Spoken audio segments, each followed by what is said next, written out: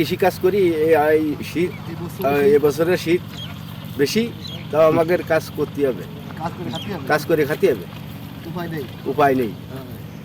মানে শীত বেশি, হ্যাঁ তা আমরা কৃষিকাজ করি, আমাদের এই না আসলে উপায় নাই। এই বছরে আসি আমরা, আসলে কৃষি কাজ করা যাচ্ছে না, মেলা কষ্ট, তা আমাদের উপায় নাই, আমার কাজ করে খাতে হবে।